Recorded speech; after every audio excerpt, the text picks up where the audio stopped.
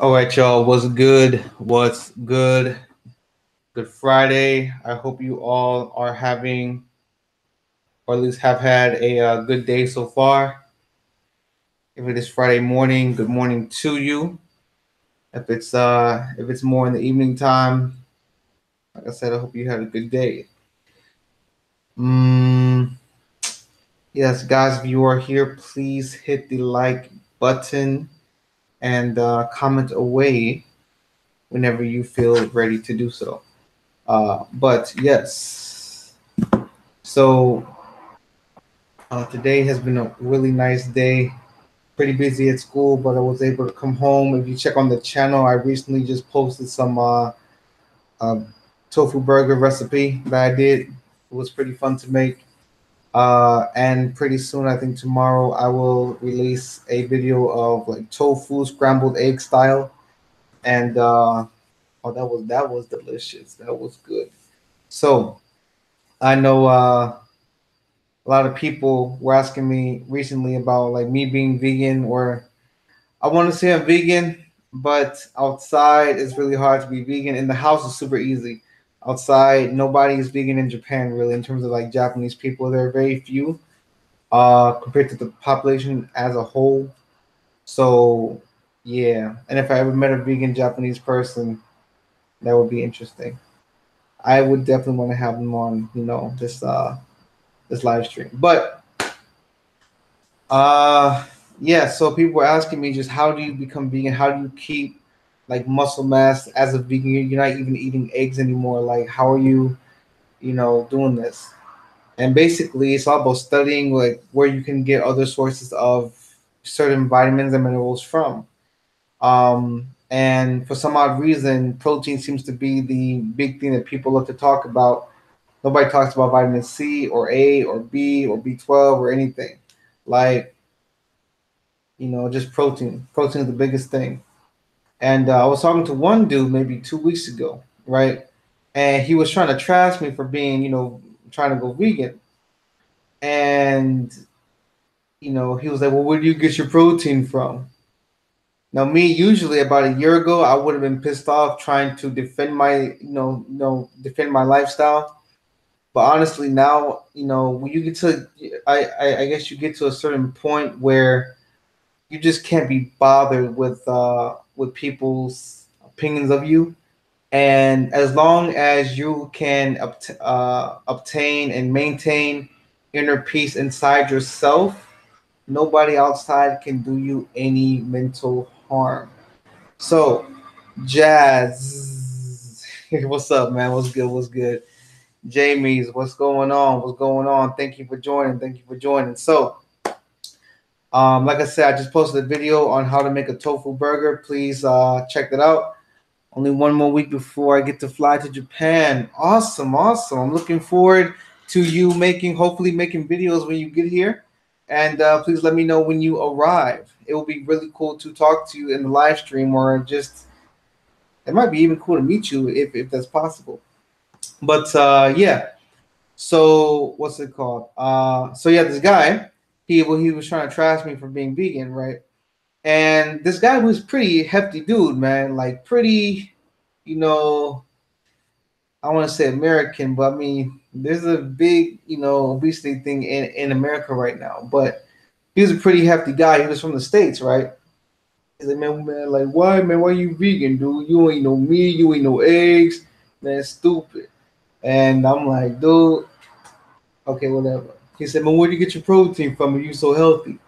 I said, I don't know, but where do you get your protein from? Because I don't see a piece of muscle on you, So, I mean, like, just be calm at all times. Like I said, there's no enemy within yourself, there's no enemy outside that can do you any harm.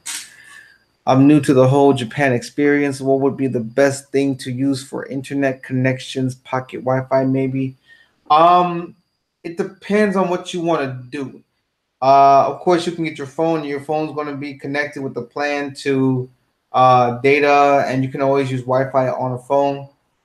Um, if you need to be connected to Wi-Fi all the time, you could get pocket Wi-Fi, but getting a data plan with like a good amount of data is probably best. I think my data plan has a ton of data, a ton of it, but my plan is like $90 though, $90 a month. No, $90 a month? Is it 90? Like $95 a month. Like I get I use YouTube all the time on this thing, never run out. So but again, that might not be the way you want to do it. That's expensive. That's just because I like being on YouTube all the time because I'm at school, and sometimes at school there's nothing to do. You finish your lesson plan. Sometimes I read, just read or practice Japanese, or just I like to watch YouTube videos. So yeah, Japanese hotels should provide. Japanese hotels do provide Wi-Fi. Don't worry about that. They do, and I think most big Japanese airports provide Wi-Fi as well, so you don't have to worry about that either. Osaka, Tokyo, I think Kyoto does too. Nagoya, I believe, does.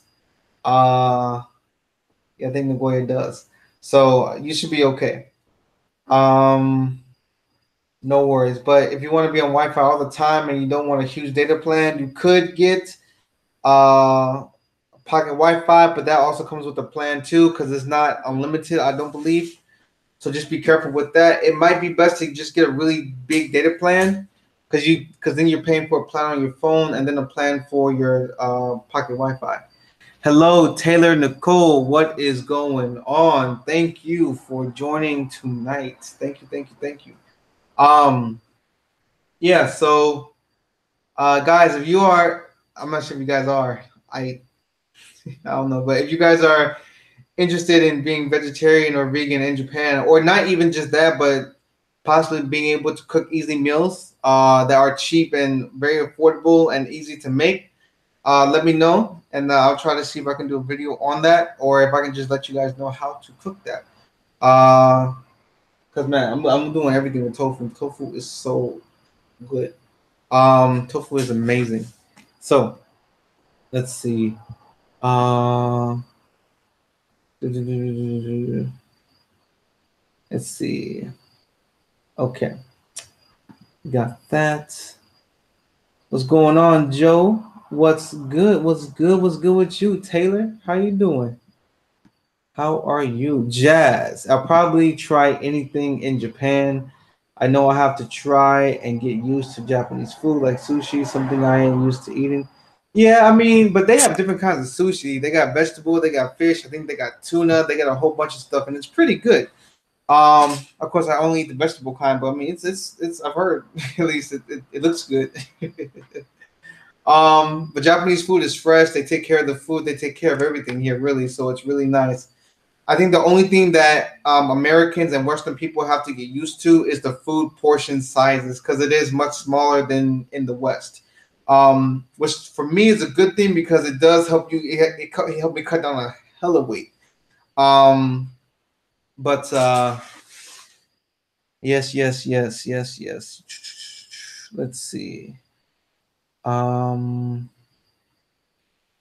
yes, let's see. I have a nut allergy. My mind went in a whole different direction on that one.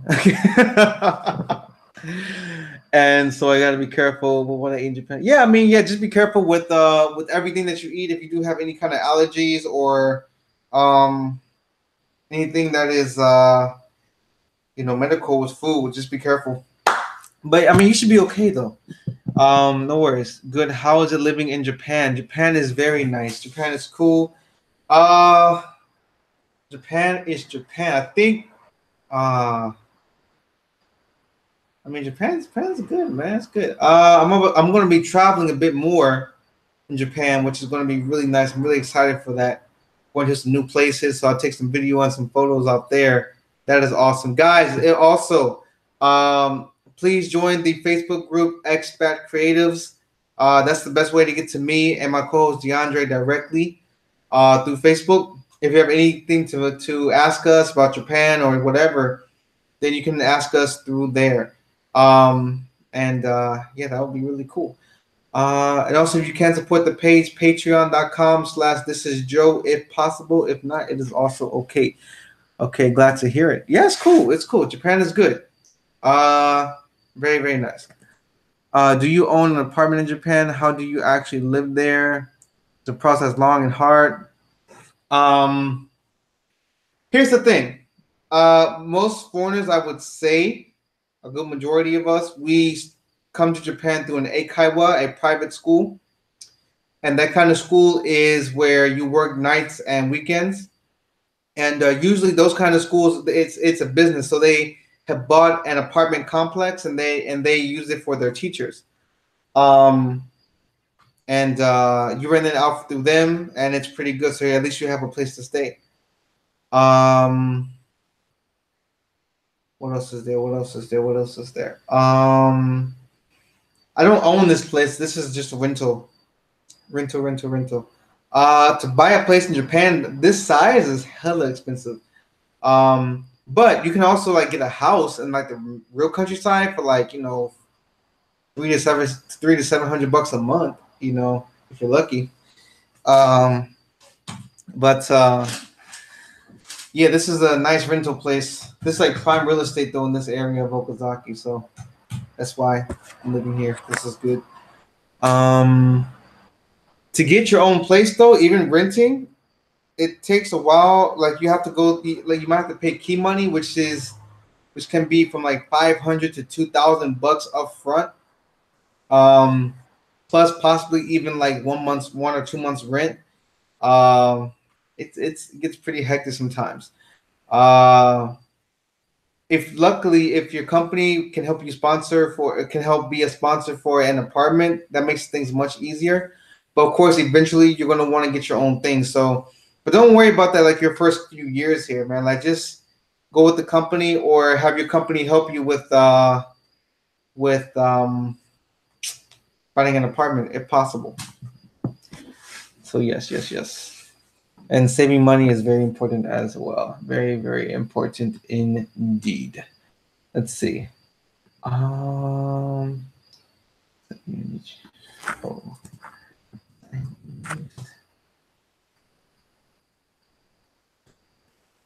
anything else so far? No. Okay. Oh, I know how Japan. I know Japan is expensive to live, and especially Tokyo. Living in Japan with residency requires things like having a Japanese family member, or maybe just having a lot of money or through a job. I would personally choose to live at Kyoto. I mean, if you can't get in Kyoto, that'd be pretty cool to live in. Yeah, I would say try it out. Try it out. I think one thing that I really dislike is when someone new to Japan says that they want to live somewhere, and someone who lives in Japan already says, "Yeah, you can live there," but I want to say that try it out for yourself and see if you like it. If you like it, then you can stay there. If you don't like it, at least you tried. So it's all good. Let's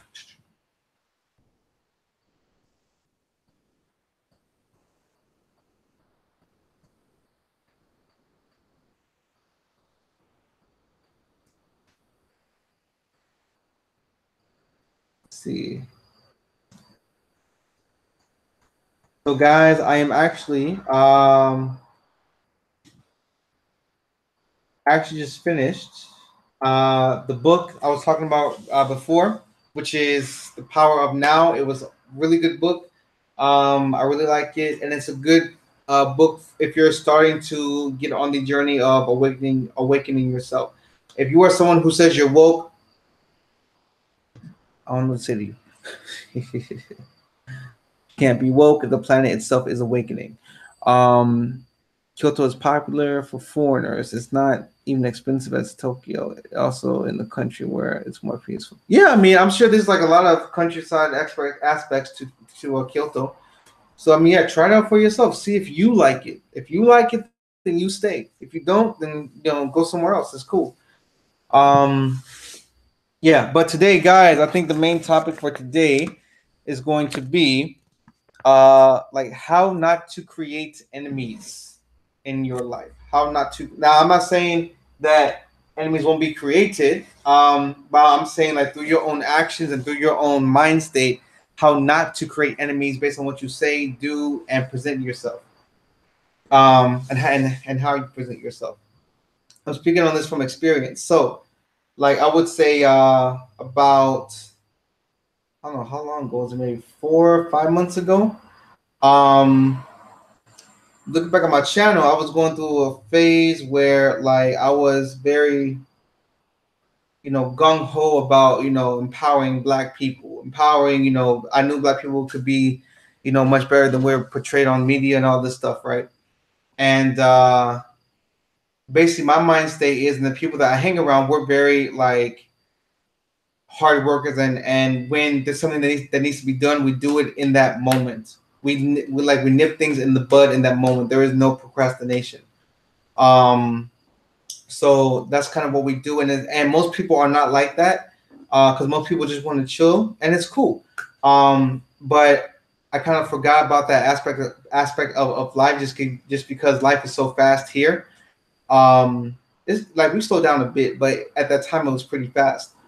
And basically I was telling people like there's no excuse to not do well, there's no excuse to not do what you want in life, there's no excuse for this and that. And that's why I was always taught as a kid, by my father, my grandfather, and all my uncles and everything, like all the males in my family, right?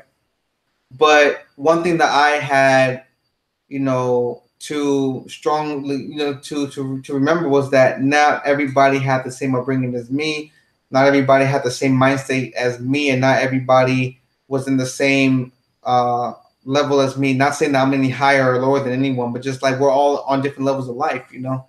So, and we all view this reality in different ways. So by me kind of putting that out there, I kind of pissed off a lot of black people, especially like the black YouTubers in Japan. And basically, I got kicked out of all the groups. Why? Uh, because even though my intention was good, people don't care about your intention. People care about your delivery. Um, and basically, you know, I was basically so gung ho on trying to put a positive message out, that the positive message got overshadowed by more aggressiveness rather than going with the flow of the people I was talking to. You know, um, and yeah, I mean that's what happened. So basically, I created not really enemies, but I kind of kick myself out of a lot of groups by not going with the flow of certain areas. Not saying that you should conform to anything, but you know, it's kind of like Tai Chi, where it's like you flow with the energy that's being presented to you, and you use that energy as your own to put your point across. It's like that. It's a true maturity moment. I appreciate your openness. Yeah, I mean it's cool.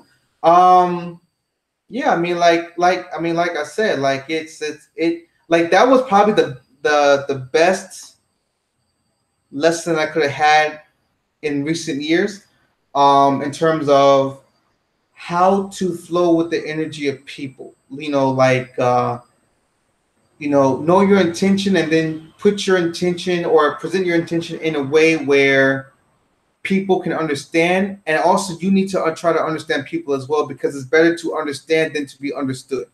So, and that's one thing. Because even like a lot of the black YouTubers, I mean, because if you look back at my channel a few years ago, I did a lot of videos with a lot of big black YouTubers here, and I kind of like not cut ties, but they kind of cut ties with me, just because they didn't agree to my mind state of thinking. And to this day, it's still kind of like that. Um, and I mean, can I change it? I mean, I'm changing myself, obviously, but uh, because people always ask me like, why aren't you posting in these groups? And I got to keep on telling them like they kicked me out. So it's like, um, but yeah, I mean, but that's basically it though. So I would say the biggest lesson from that for anyone who's going through life is just like, if you have a point or a message to put across that is really meaningful to you, and you want to put it to a group of people, like first flow with their vibe, and see what they're saying and see how they feel. And then once you get a vibe on how to flow with them, then you can kind of leak your message into their current, and then hopefully you guys can start a conversation where it's not you're butting heads with people, you're trying to get your point across and they're trying to defend theirs, but it's you're flowing with their current, and they're able to accept your invitation, they're able to accept your message because you're trying to uh, meet them halfway at least. So, but yeah, so it's cool. But it's no biggie though. But yeah, how not to create enemies is just to go with the flow of things. Go with the flow. Um, not so like when you have a point or where you when you have a point that you want to put across and you go too hard with people, people are going to defend their point stronger to you because basically this reality is only going to reflect itself the way you are presenting yourself.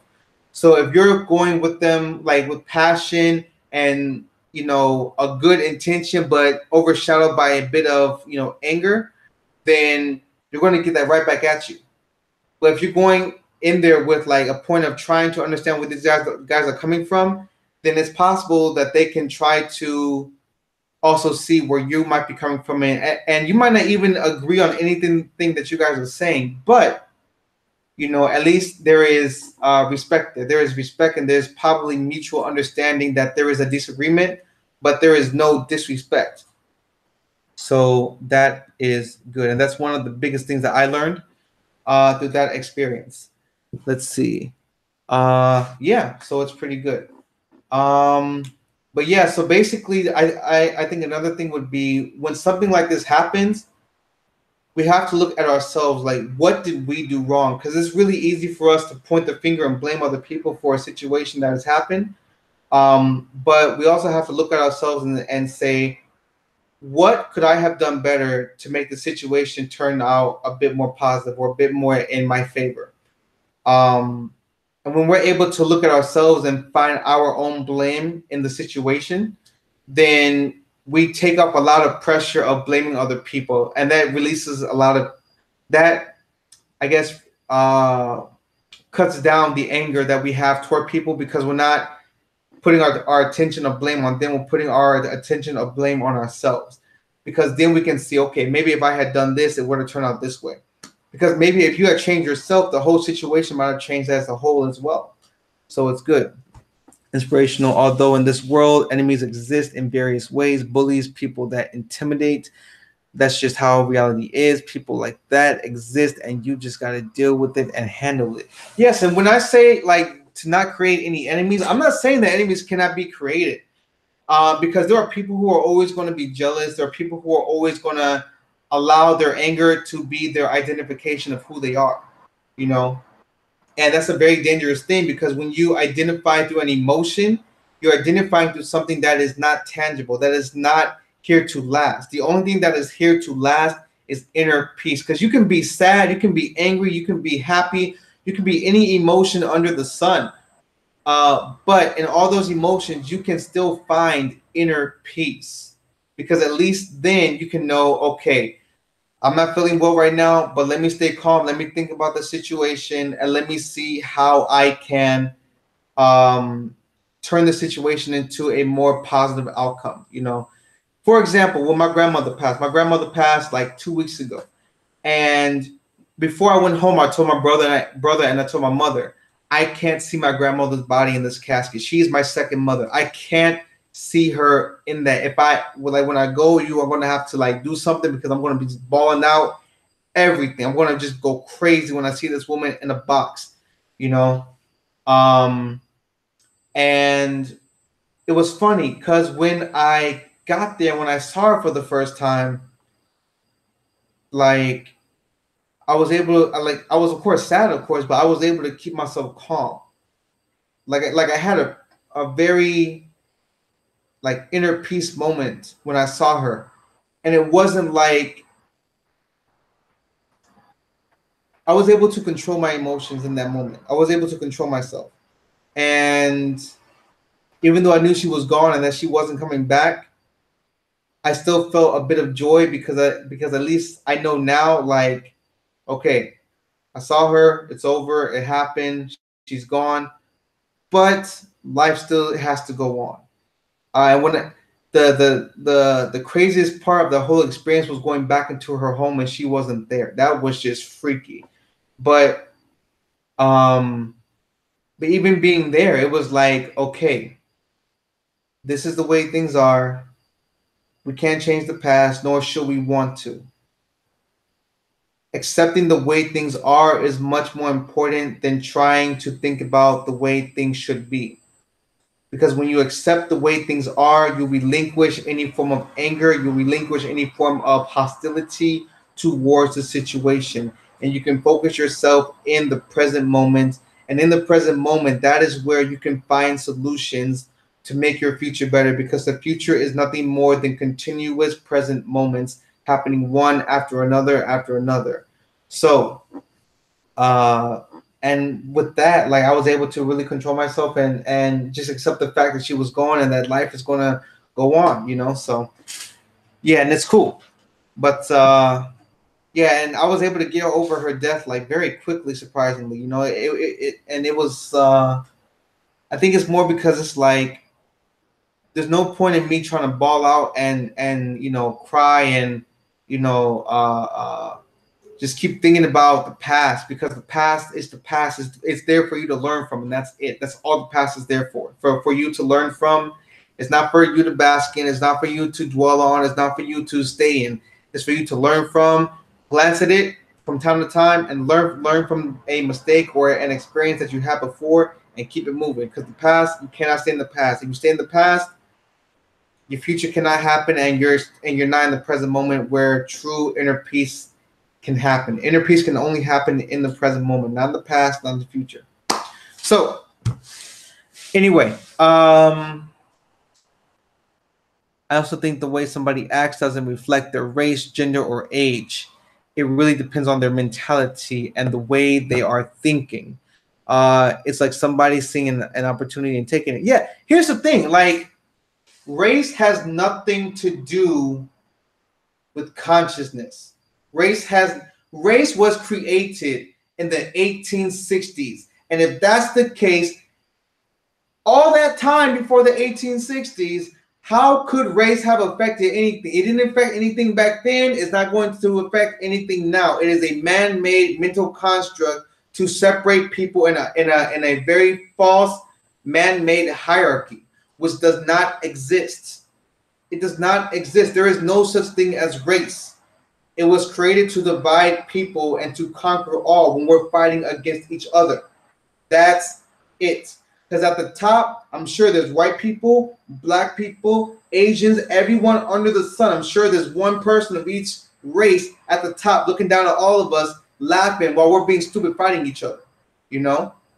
So let's see. I like the way you think. It's never a good thing to think about the past. That's just life, and people need to accept it. It's better to work on your future and improve it. Yeah, and the only way you can work on your future is to be in the present moment. Your future is determined by what you do now. So that's it. And I would say when we do things, let's do things that our future selves will thank us for. Because, like, if I'm super tired, right, and I got to take out the trash, trash man comes tomorrow morning. If I don't take out the trash now, it ain't going out tomorrow morning because I'm going to be way too tired because I'm going to get up late. My future, I can see my future self looking at me and being like, yo, take out the trash so I can be happy in this moment in time. So I take out the trash and later on I'm happy, because you can see your future self being happy or disappointed in what you're doing now. So yeah, imagine that everything you do, you're doing it for the inner peace and stability of your future self. That's it. And that's really, I guess, all there is to it. But yeah, like, the whole race is bullshit, man. It's bullshit. Like, it really is. And that's why, like, I don't even like to identify myself as black anymore, man, because it's like black is also labeled that, like, is used to keep us down. It really is. Like, and black, white, whatever kind of label that you put yourself as, it's a separation label. It's there to separate us, to make us subconsciously think that someone is above us. Because even the whole white supremacy thing, like, subconsciously supremacy, like, there are people who actually, like, believe that white people are superior, both black and white, So I will never say white supremacy. I will never say that, because nobody is above me nor below me. I don't like that. I do not like that. Um, no one is above or below me. So it's all about how much you know. It's all about how much you know, how awakened you are in this present state in time. You got to read, you got to research, you got to talk to people, you got to meet people. You have to live life and experience stuff. You have to make mistakes. You have to learn from your mistakes and keep it moving. That's all you can do in this life. Because at the end of the day, your race doesn't determine what future life you go to. Which means at the end of the day, it's a whole bunch of bullshit. You know, if it's really that important, race would determine what happens in your next life. That that's how important race would be if it was actually really important, you know, and it's not. So just respect others and see them as equally as you. That's how it should be. Just see people. I mean, just look at people without judgment. That's my thing. Without judgment, because the moment you start judging people, that's when your ego starts to kick in. And your ego is part of your mind that many people identify as. For example, black. The black label, like the black race, that's a huge egotistical thing. It really is. It really is. Now, there's plenty of things that like each culture has that is very cool. But I mean, like, I've heard people say, like, okay, genetically, we are superior to white people. Genetically, everything about us is superior to white people. That's why we can dance better, play sports better. Da, da, da. I'm like, cool. That's good. That's good. But I personally would never see myself that way, because at the end of the day, I know that there's someone white or Asian or black that is better than me in everything that I do. You know. So like, I might need their help someday. So for me to say that I'm superior to them in any sort of way, and I might need their help someday, fuck that. Nope. No. Because the moment you say that you are superior to someone, that's a very egotistical thing. And people who have a huge ego can be manipulated very, very easily. Very, very easily. Because ego also involves emotion. And if like people who are very good with manipulation can manipulate people into buying or to doing certain things just off of emotion alone. Perfect example. Perfect example. Nike. Nike just put the face of Kaepernick on their product, right? Why would Nike do that? Why would a company as big as Nike put Kaepernick's face on their product? Most companies as big as Nike are pretty neutral. They might have a political party side, but they're pretty neutral on all aspects of sales, right? Why would they do that? Because it's all about psychology. It's emotion. What does Kaepernick do? Kaepernick gets people fired up about race, about everything. What did Nike do? Nike took that as a big business opportunity. If you want that black dollar, you have to feed into black people's emotions. Okay? And black people are extremely emotional people. From speaking from experience, you know, so we are extremely emotional people. And if you want the black dollar, you need to tap into the black emotion. So put Kaepernick's face on there, a positive black person, you know, taking a knee for what he believes in and having a whole bunch of people back him. What's going to happen? You're going to get another form of energy called currency, money. And all the people who love Kaepernick are going to start flowing the money straight into Nike, you know? So that's it. That's all Nike did. Like, Nike probably doesn't even care about the whole movement. Nike made a really good business move. That's all they did based on emotion. That's all they did, you know? So I said, when I went to Japan, I don't care if people stare at me and stuff. I'm going to be myself and enjoy myself. I know I'm different to Asians, Japanese, but that doesn't stop me from having, no, it shouldn't stop you from having a nice time. Never. Like, learn from people that you are around. Learn from your experiences. Learn from everything that you come into contact with, both good and bad, because anything that can be perceived as bad can also be your biggest teacher, which in turn can be the best positive thing that you could have ever experienced. So, and my thing is this: inner peace is much, much, much, much more important than emotion. Your inner peace is much more important than even happiness, because happiness is a temporary emotion based on a situation that is favorable to you in that moment in time. Because if that switches up, that same thing that made you happy could make you completely miserable and put you into a mind state of despair in a hot second if that thing was to do a 180 on your life. So inner peace, because you can have inner peace in anger and happiness. But if you identify just strictly through the emotion, that's a very dangerous thing because emotions change way too often. Identify yourself through who you truly are, through your inner peace. And yeah, like if you can do that, like be calm in all situations, you won't create you won't create any enemies. Now you might have enemies that have been created based on what you do in terms of people just hating you, but like you will not have created any enemies yourself. And the cool thing about it, if you never take a side, if you never judge anyone, if you never put your own expectations on people, if you never put any kind of possible outcome on someone that you think should happen in their life based on how you feel about them, and if you never ever take a side, basically you'll be a rare person that both sides can come to for guidance, for advice, or just to talk to, or just hang out with, because you're cool with everybody. And maybe you could be the beacon that actually has both sides finally realize that they're two sides of the same coin and that we're all one, connected. That this separation thing of I'm better than you, or my race is better than you, or my religion is better than you, my God is better than yours, whatever, all that is bullshit, in my opinion at least. We're all one. And when we finally realize that as a human consciousness, not black consciousness, not white consciousness, not Asian consciousness, but as human consciousness on the planet, when we finally realize that we're not that different, maybe, just maybe, the vibrations on this planet might be a lot more positive than they are now. But until we step out of our ego, until we step out of saying that I'm black, you're white, you're Chinese, you're Japanese, you're whatever, until we actually realize that we are human beings first, this planet is going to stay in a state of turmoil, a state of egotistical killing, egotistical separation, all this stuff. But when we finally realize that we're all one, maybe, just maybe,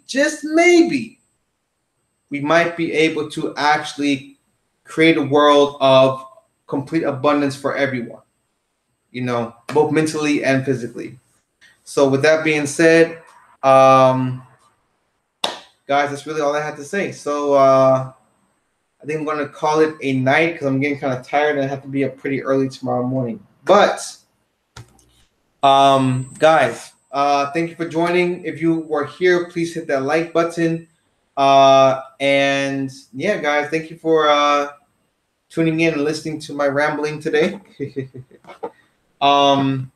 Again, guys, I just posted a video. I'm making a tofu burger. That was a really fun video for me to make. So if you could, please check that out. Yeah, guys, with that being said, thank you very much for your attendance here and for your comments and everything. And yeah, peace.